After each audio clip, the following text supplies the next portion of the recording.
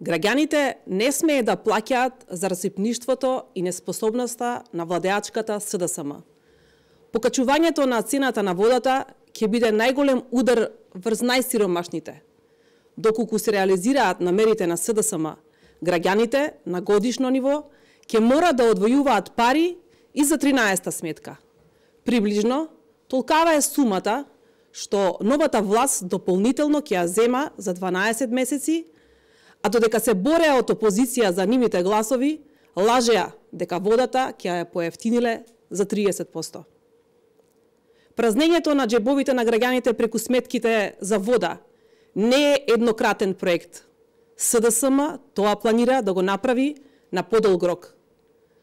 Со последниот предлог се предвидува зголемување на цената на водата во 2019 година и во 2020 година. Водата не смее да стане луксус во Скопје. Граѓаните не смее да плаќаат за расипништвото на власта.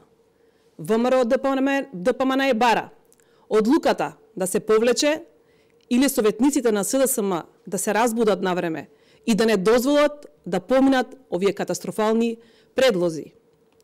Доколку предлогот помине, доколку оваа одлука ја поддржат советниците на СДСМ, од февруари оваа година граѓаните годишно ќе плаќаат плюс една сметка за вода.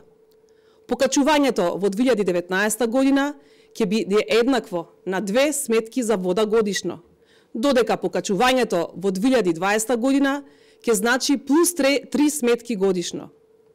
Тоа се пари од џебовите на граѓаните со кои ќе се покриваат партиските вработувања на СДСМ. Недозволиво е СДСМ своите партиски долгови да ги надмирува со парите на граѓаните.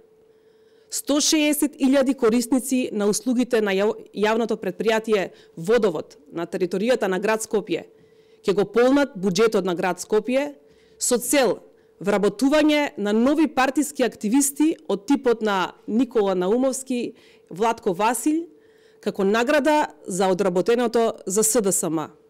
Ова е типичен пример како се однесува СДСМ кога е во опозиција, а како кога е на власт. Едно ветуваат во опозиција, друго ветуваат кога се на власт. СДСМ удира по сиромашните, кои треба да го финансираат луксузот на партиската елита. По зголемената акциза на дизелот, водата не смее да стане уште едно средство од кое власта ќе ги намирува своите партиски вработувања.